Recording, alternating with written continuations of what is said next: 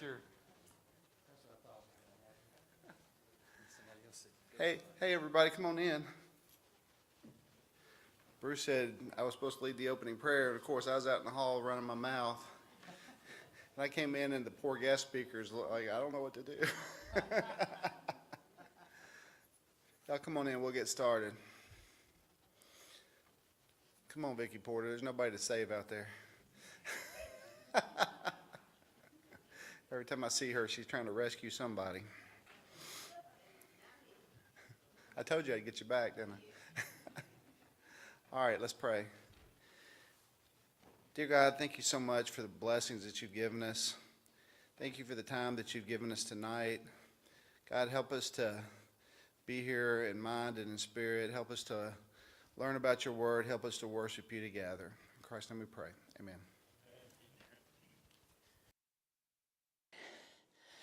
All right, well, good evening, church.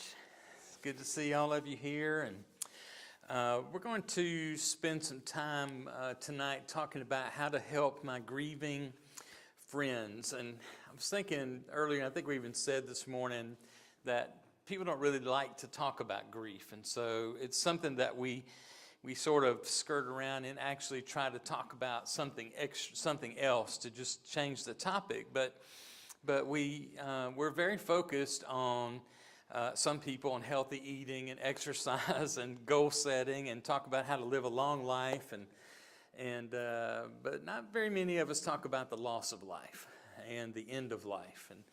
And who's a guy that started Campus Crusade for Christ, Bill?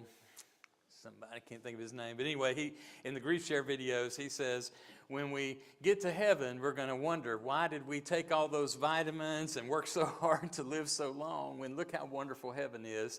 We're going to think differently about that. Bill Bright, that's who that was. But anyway, whether we acknowledge death or not, it's always with us. And so, some of the things we talked about this morning, I might repeat a thing or two along the way, but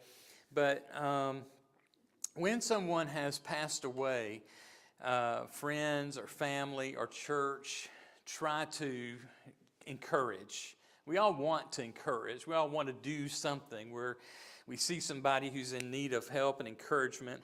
But I wanted to phrase it this way, and that is, helping a grieving friend does not mean helping them not to grieve. It means helping them to grieve well.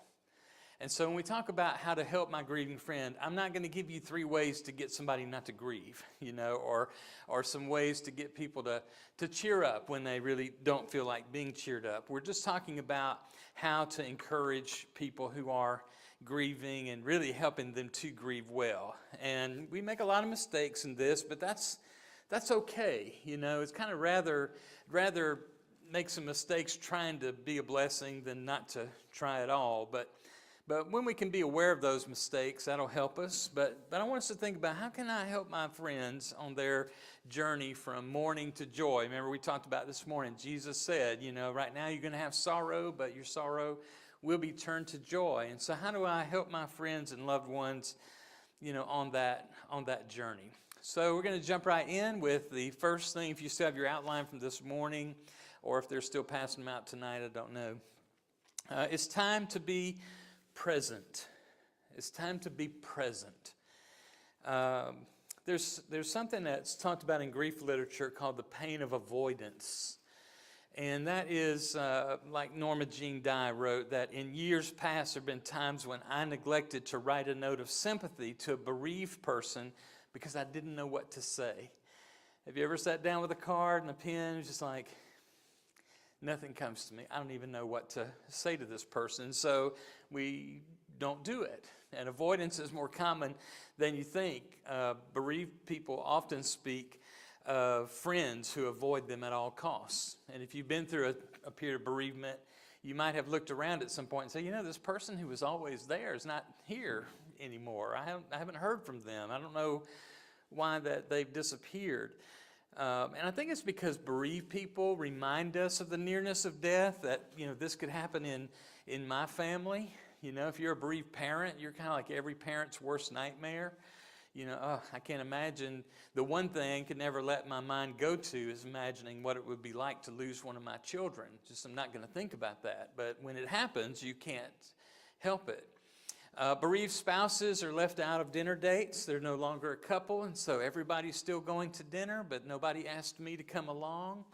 And it feels kind of strange that these were my friends, and we did things together, and now I'm not getting that phone call that I used to. Doug Manning has written some books about grief, and he tells of a couple who had twin daughters, and one of those daughters committed suicide. She was a college graduate about to begin her professional life, and when talking to the parents, the first thing they wanted to talk about was the failure of their church and their pastor in helping them with their grief. That's what they wanted to talk about, that nobody was there for them. No one said anything to them about their grief since the funeral, and people were avoiding them. And if it wasn't possible to avoid them, they would steer the conversation away from the death, and no one would mention their daughter's name. And the parents felt as if the rest of the world wanted their daughter to be forgotten forever. And it is kind of part of our society, our move-on society. Things move at a fast pace. We've all got a lot of things to do. We're more scheduled out, especially young families with children. It's like something every night of the week, and then we accept another thing on top of that, and we just can't keep up with it. There's so much happening and going, and the rest of the world wants us to just move on and get over it quickly. But it's a myth that a person should be finished grieving in a few months. And if you've had an experience of grief, you already know there's no way. A few months is like a minute. It just passes so quickly. There's no timetable for grief. But there are, one of the things, when I first went to a Compassionate Friends meeting, I think I'm going to talk about that in a few minutes, but I walked into that meeting, and it's a meeting of people who have lost children, grandchildren, or siblings. That's the only people welcome at that meeting. And I walk into that meeting for the first time, and I could just feel the weight of the pain in that room. It was amazing to me to think everybody in this room has lost a child. And I've only lost my son a few months ago, and I'm walking into this room. And I still remember the lady's name who came, and she gave me a hug, and she said, I'm sorry to meet you in a group like this, but I'm really glad you came. It was a place where I felt like that everybody in this room understands what I'm going through. And so one of the things that she said next was, she said, it's always going to hurt, but it's not always going to hurt like it does right now. And that was a revelation to me. I needed to hear that. It was the perfect time for me to hear that this is always going to hurt. I know that. I can tell this is not going away. But if it stays like it does now, I'm not going to make it. I'm not going to survive this. And so she was right. And I'm so thankful that she told me that from the get-go. So intense symptoms of grief usually subside within 6 months to a year. It often takes 2 or 3 more years to kind of get the new equilibrium of what this life is like without our significant loss. And especially when it's a sudden loss, because you don't have time to prepare and you didn't know it was coming. And so it really takes a long time to get used to that idea. And so as friends of bereaved people, are we still conscious 6 months later of that other person's grief? The answer is no. So we want to be, we try to be, we want to be that good friend, but we know life moves so fast, we've gotten busy again. The other person's trying to make things go, and we just kind of move on. But what does it mean to be present? When we talk about being present, what does that mean? It means that after the flowers have faded and the casseroles have been eaten and the house is empty, you're still here. And so what do? Being present means that the deceased is not forgotten. What every bereaved parent wants to know, my child is not forgotten. We got cards in the mail this week from friends at Forsyth Church. We remember. And they never really had a chance to get to know John Robert. If you remember, as I told that story, we moved there in February. He died in May. He was in school all that time. He'd never really ever lived in Monroe and had only visited a time or two. So they really didn't know him or get to know him. But we still get cards and texts. I got a text from one of the elders and just letting them know that they're thinking about us. And we appreciate that. It would be a sad day if we went through that anniversary of his death and no one noticed. And so a bereaved parent wants to know that your child is not forgotten. Norma Jean Dye wrote that small memories assume gigantic proportions, and the bereaved are anxious to know even the slightest ones. So every once in a while we'll get a message from one of John Robert's friends who said, hey, I was looking through my pictures and I saw this picture. I thought you might like to have it, and they'll send it to me, you know. And of course I'm glad to see it. There are no new pictures. So the fact that somebody remembered and was thinking about us and remembering us, telling stories, looking through photo albums, sharing memories, helping someone who's grieving know that their loved one is not forgotten. I think the opposite is what usually happens, though. People say, well, I don't want to say anything because I don't want to, make us sadder? You can't. Bring our son to mind when we weren't thinking about him? You're too late on that too. We're already thinking about him. We've already been really sad. It really is a good thing to mention the name of someone who's lost. So what if it makes the person cry? That's okay. Tears are good. They're our friend. God gave us tears. We talked about that this morning a little bit. Being present means helping with the simple tasks. Now, going back to a time when the loss happens, sometimes the bereaved has had a major shock to the system, and so things that seem ordinary to you can seem confusing or even agitating to a bereaved person, like mowing the yard or doing the laundry or house sitting during the funeral. And those things, like initially, we're really good at. I think most of us are, and you don't have to really ask. If you visit a bereaved person's home and there's a pile of dishes in the sink, you have permission to wash them. You can do that. You don't have to ask. It has to be done. I remember when so much food and stuff was coming in after John Robert's death, and finally one of the ladies said, I'm going to take care of rearranging your refrigerator for you. And so she just did it. There's no way, we didn't have the presence of mind to do that. What new needs does a bereaved person have? A widow might have to learn how to handle the household business. In my family, Maggie's the CFO. She makes sure that all of the financial stuff is done. So if she were to pass, I would be at a loss. So is there somebody who could say, can I help you with your bills? Can I help you with your finances? That's a personal thing, I know, but a widower might need to know how to do the laundry. Do you know how to do the laundry? Can I do it for you? Can I show you how to do it? You know, just some simple tasks like that.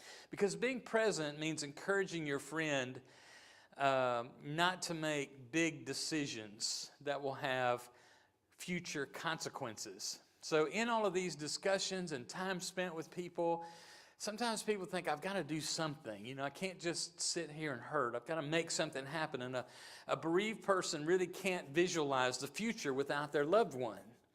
And the truth is, extreme grief clouds their judgment. And people sometimes make decisions that they regret later. Like a lady who sold her house after her husband died and realized later that all her memories are in that house. She wasn't thinking about that. She was just thinking about other things. So making those big decisions. All these things are about being present with the person, being their friend, seeing what they need, helping them make it through the everyday things of life. You know, one of the most beloved men of the Bible is Barnabas, who's known as a son of comfort. And when we grieve, we need a Barnabas to come and stand by us. It's a time to be present. It's a time when we all pull together and we're there for that person. It's not easy. I know your life is busy, but when someone is bereaved, they really need that extra hand and extra heart nearby. To help my grieving friend, it's time to be quiet. time to be quiet. It's hard to keep from blessing a bereaved person with all of our wisdom. So restrain yourself. When we come in the presence of a bereaved person, it's a terrible time to compare grief. It's a terrible time to say, yeah, I feel as bad as you do, maybe even worse. Because your feelings are inconsequential to the bereaved person. Really, they've got so much on their own heart that how you feel about it doesn't really matter. Don't compare grief. Don't say, I know how you feel. It's just not true. It's not even true within a family where each person grieves differently. Each person has their own way of grieving. Somebody's going to go to the cemetery every day. Somebody's not going to ever go to the cemetery. Somebody's going to put up pictures of their loved ones. Somebody else is going to say, I can't bear to look at the pictures. And are any of them right or wrong? No, they're all just doing it the way that they can do it. It's just their way. And so when you say, I know how you feel, what you're basically saying is you don't have to talk to me about your feelings because I already know how you feel. But nobody else had the relationship with the deceased that the grieving person has. And so don't compare one griever's loss or experience of grief to another. I had a friend who lost their child, and this is some of the things they did. They went on a trip to Colorado and shouted out his name off of a cliff, and really, I don't care. It doesn't matter. It doesn't help to know how somebody else did it, because comparisons seem to minimize the loss or the force grievers to behave the right way instead of the way they're reacting. You were kind of trying to change the behavior, and this can slow down the healing process, not help them. So don't compare grief. And I'm going to give you some of these don'ts, and I'm not trying to say I'm the expert. These are all things I've done. So you learn from experience, and you learn from being on the other end of that conversation. But don't compare grief, and don't spiritualize grief. Us Christian friends are quick to spiritualize things. And of course, we maintain our faith in the Word of God, and God can heal. Wiersbe said that God can heal the brokenhearted if all the pieces are given to Him. And I believe that. And I believe that the spiritual life is a pathway to healing. But the truth is that that's not always welcomed when someone's deep in pain. And many people who are bereaved experience disappointment with God and anger with God. And if we come in with spiritual platitudes, even if it's a Bible verse, we're really kind of rubbing it in instead of helping. So actually, many people find it very hard to go to church in their grief. Anybody else experience that? It's hard to go to church in your grief because a lovely brother or sister that's doing their best just wants to know, well, how are you doing? And all these answers come to mind with words you can't say in church. What do you mean, how am I doing? My life is ruined. That's how I'm doing. I can't tell you how I'm doing. And so it's hard for them to come in and answer questions. So I tell you, one thing you can do for your bereaved friend is to offer to go to church with them. Say, hey, let me come pick you up for church. We'll go late and we'll leave early. And you won't have to answer any questions. You can just come in and worship and go. Now, that doesn't solve everything about church, because sometimes some of the things that I remember going to church not long after John Robert died, and we were singing a song called Sing and Be Happy that before John Robert's death I used to love. But sitting there in my grief, if the skies above you are gray, just sing and be happy. And it was killing me. It was killing me. And so church is hard.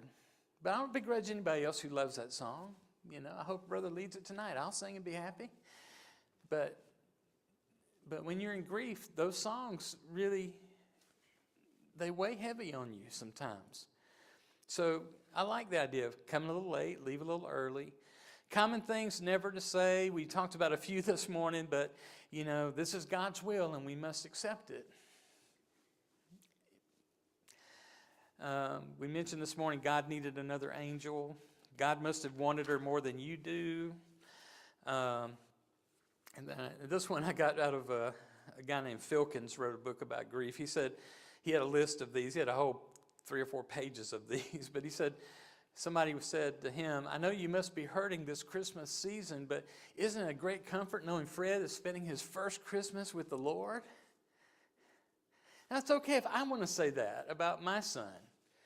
But it's not okay for anybody else to come up and act like, because it's Christmas and John Robert's with Jesus, isn't that wonderful? No, it's not, because I'm still here. So these can be hard to hear. And I go over these not because I want us to feel bad about saying anything. And I know we'll walk out of here saying, don't say anything to anybody. And that's not the point. The point is sometimes we say these things, we mean well, and we're not really thinking about how they're heard. And so I want to help my grieving friend grieve well. And these things can be hard to hear. The truth is, it's hard to talk about grief because one of the faith's greatest dilemmas is the sovereignty of God and the existence of evil. There is a God. He is all-powerful, all-knowing, and all-good, and evil exists. And there are libraries of books trying to figure out how to explain that. It's called theodicy. But, it's a nightmare to read those books as people try to figure out all the ins and outs of how does that work. And ultimately, it comes down to faith, and I trust God to do the right thing, even if I don't know what that is. But often a time of grief is a time for religious appraisal, reappraisal. Do I really believe? Am I really going to stay committed to God? And so this is a time for us to be very aware of not just trying to spiritualize the grief process, but just be a friend. Be present. Be quiet. Don't try to spiritualize it. Don't try to make it a positive experience. You're young. You can marry again. Life has to go on, and you'll feel better before you know it. Be happy for what you had. I had a friend who said this about her own grief. Well, life is for the living. And I thought that was okay for her to say that about her own grief. That's how she was processing that. That was not okay for me to go around telling everybody else, hey, chipper up, man, life's for the living. So most grieving people can tell you some things people said to them that were well-intended but hurt. And so we do practice what we said. Jesus hanging on the cross. Said, Father, forgive them. They don't know what they're doing. And also remember there I go. That's what I used to do. Those are the kind of things I said. And so we have to be graceful with each other. But these are all attempts to fix grief. And this is the big reason why we don't say these things, because you can't fix it. Someone has died. They're not going to be around tomorrow or the next 6 months or the next 6 years or the rest of our life. And no matter what I say, I can't fix that. And grief can't be fixed. There actually has to be pain before there can be healing.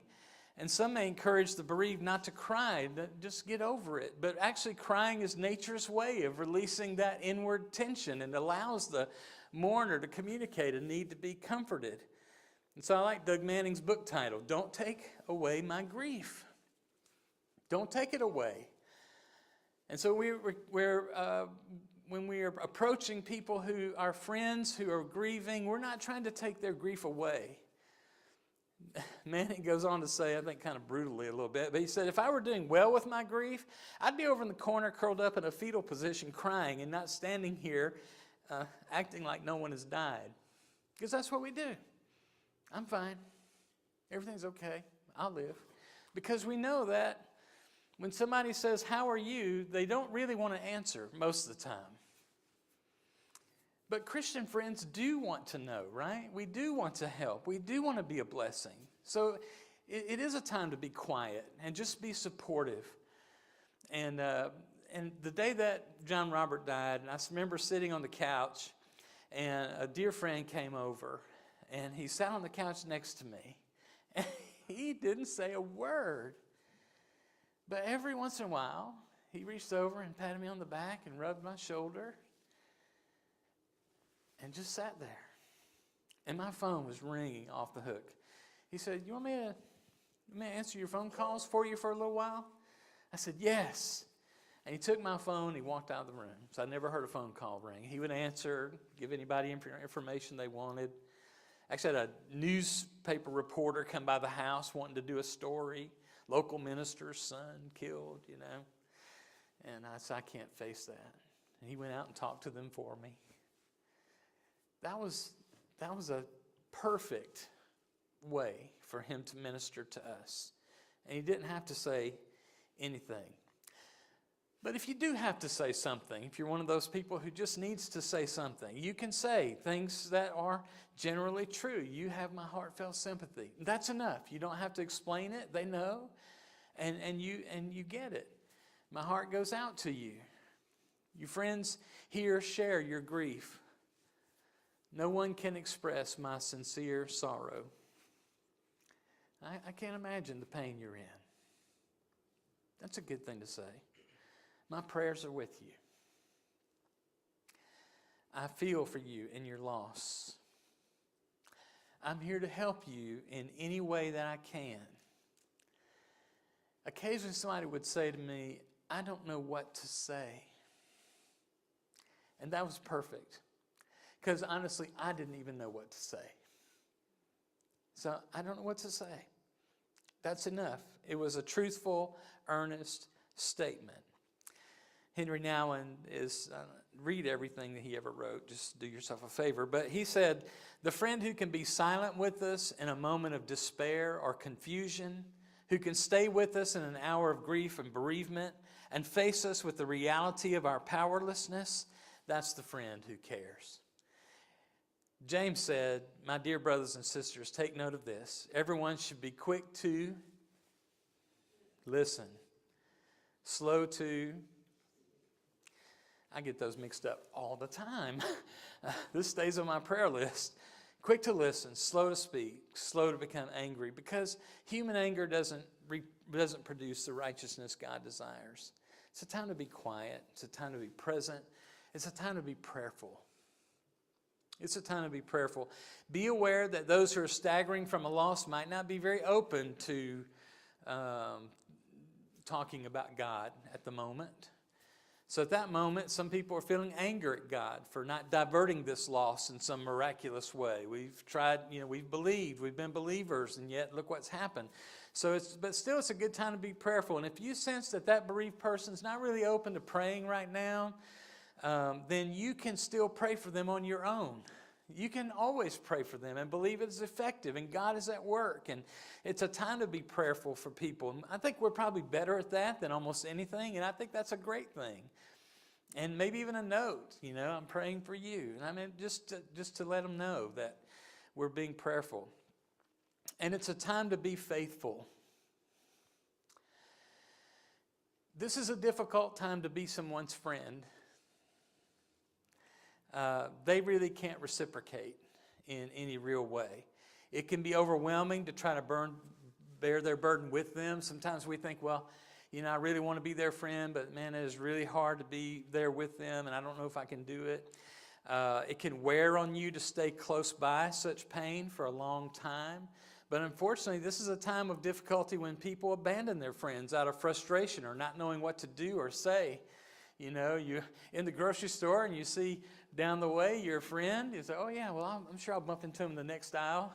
And you don't see them again because they saw you and they're ready to get out of there because they don't know what to say. They're scrambling to get away.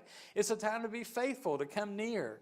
And faithful friends stay in touch with the grieving person. They check in, they drop by, they send cards or letters.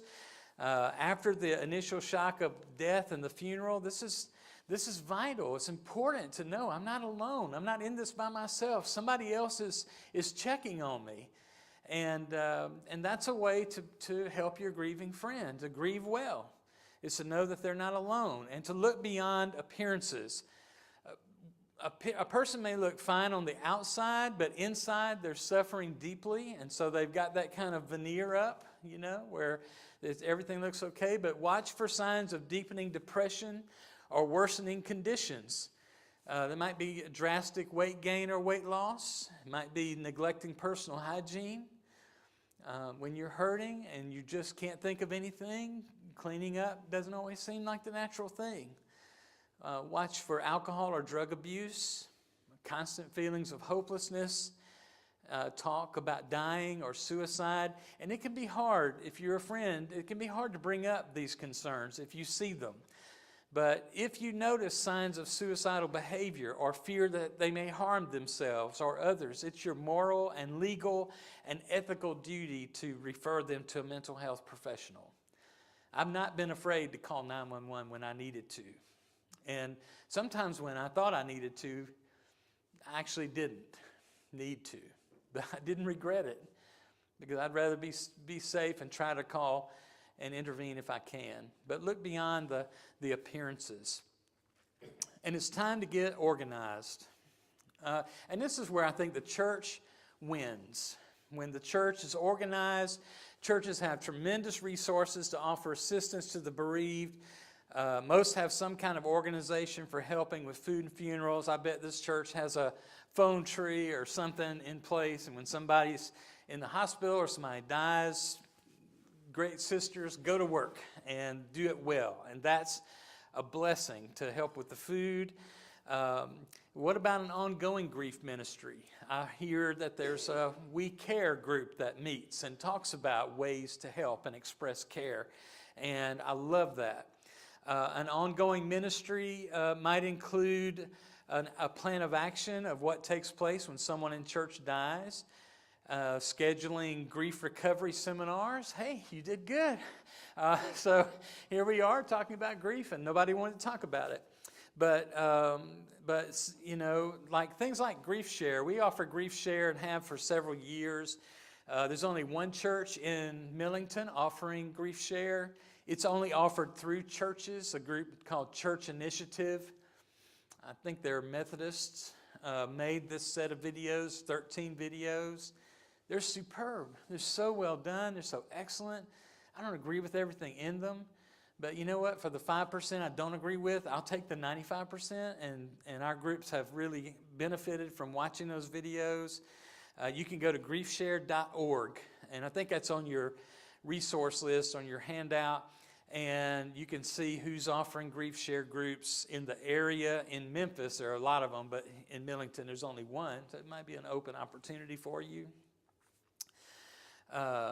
In Monroe, we have 3 or 4 going all the time, so that says something about how they're needed. Also at that griefshare.org, if you've lost a loved one, you can sign up for a free daily email, and it'll come every day for a year. And you can buy a book with the same stuff in it, but I'd rather get it for free. And it's brief, and it's easy to read, and it's super good. And you just go to their website and give them your email address. Compassionate Friends, again, is an international group for those who've lost a child, a grandchild, or a sibling. It's not especially a religious group. It's just a support group. Our local group is pretty religious because everybody in it's pretty religious. So, you know, we pray together and that sort of thing. But it is a group that, you know, when you walk into the room, you know other people have experienced this same loss, if that's the loss. Network in your community with grief groups. There are suicide support groups here in Millington, and I think you ought to focus in on this area. Memphis is big, and maybe I'm sure a lot of these exist in Memphis. SIDS, Sudden Infant Death Syndrome support groups. Investigate to see what's available in your community and network with them. I do not want to reinvent the wheel. If somebody's already doing it, let me help them do it and join in with them and help make it happen so we can bless and help people.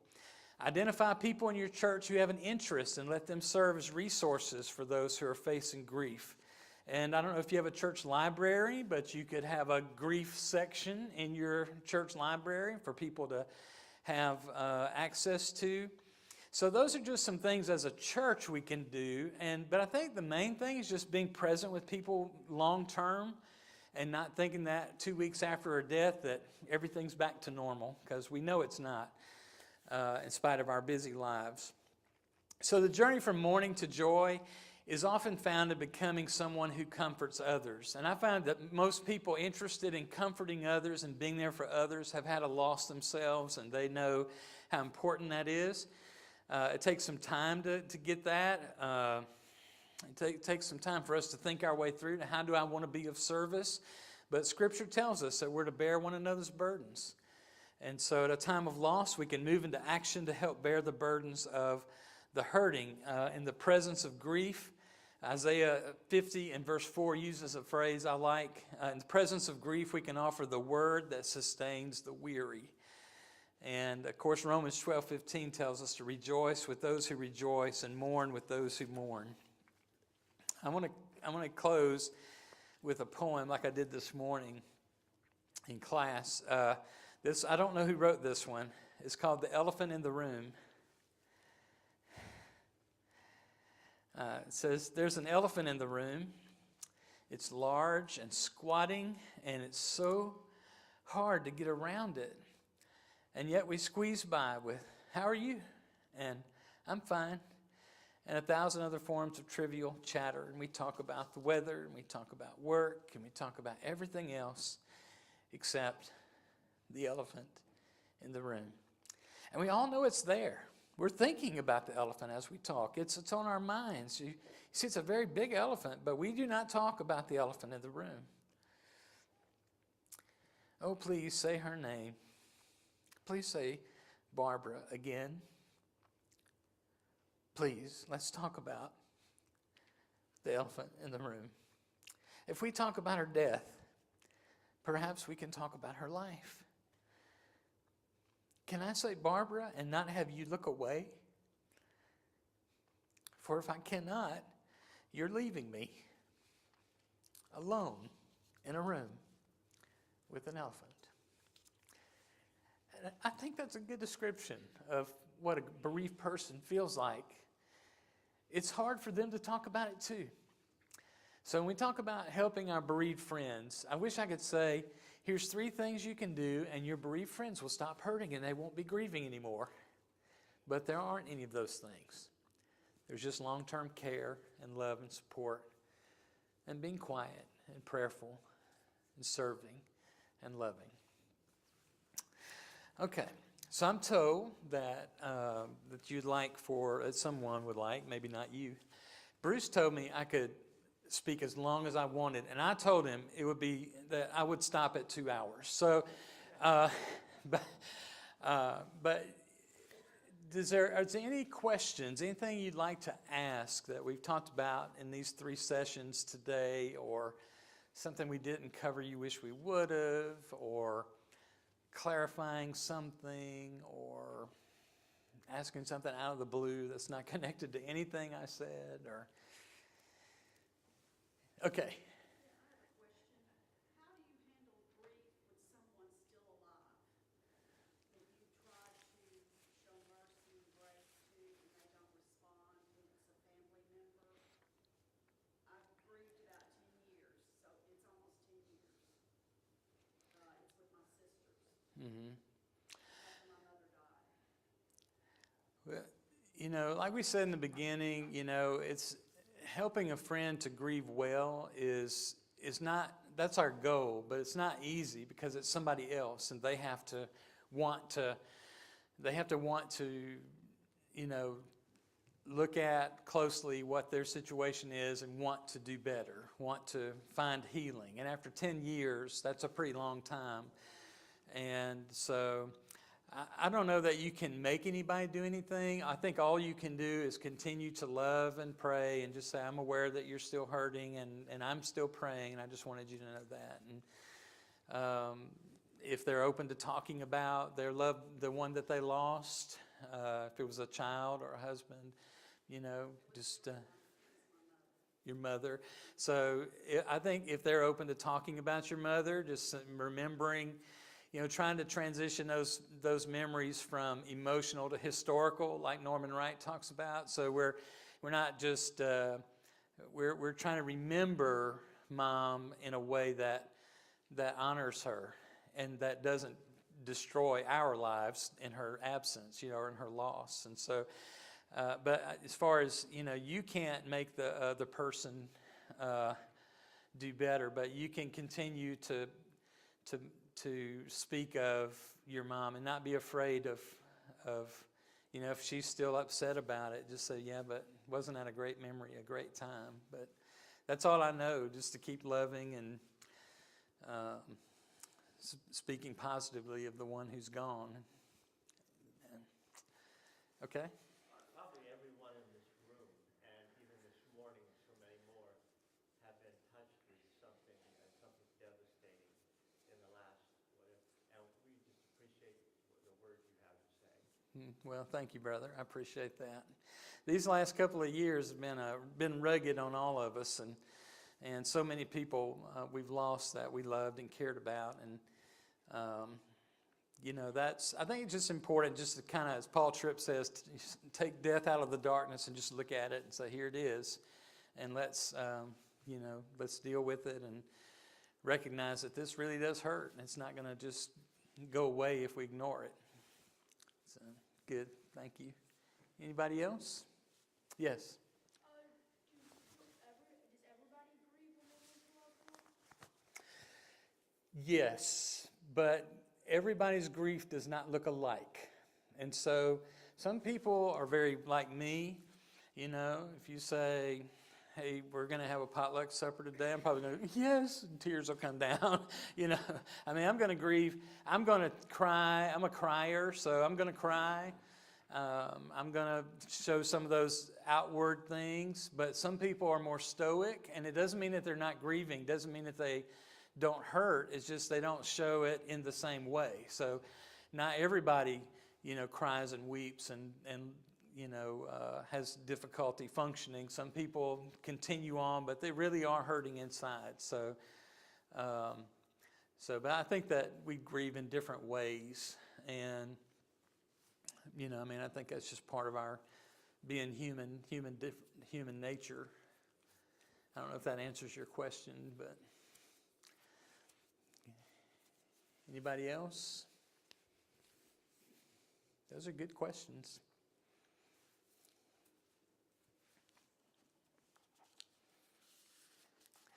It's it's not a fun and happy topic to talk about grief, but I think it's really important, and I appreciate so much the elders for asking me to come, and Jim Martin is here. I think some of y'all might know him.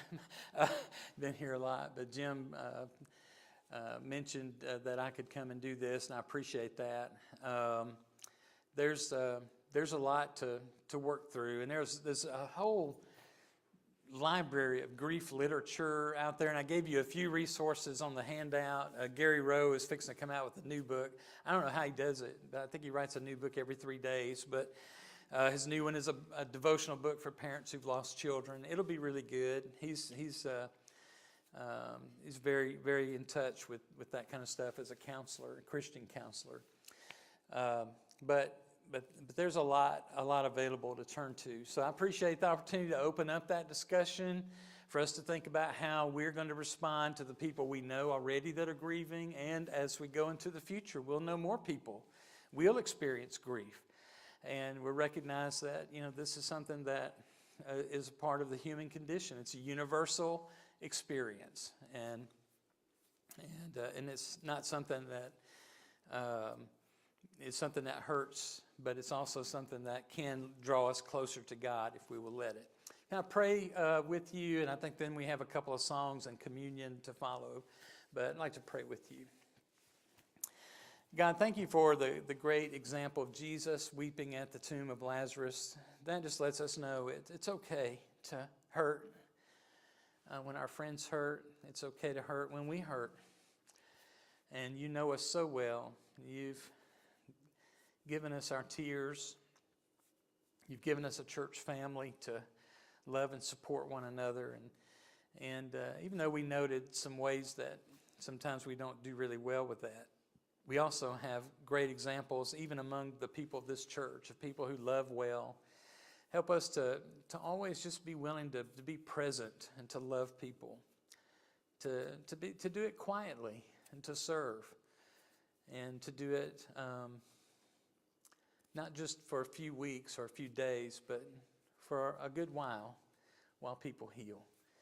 I thank you for this church. I know that in this church there have been many people who have died over the past couple of years, and there's a lot of tears and heartache here, and yet there's also a lot of joy here because of Jesus. And so I pray, Father, that we will continue to follow after the Master, to love him, to live and to grow in his grace and mercy and presence, and to allow that to grow us into the kind of people that each one of us can comfort others with the comfort that we receive from you as well.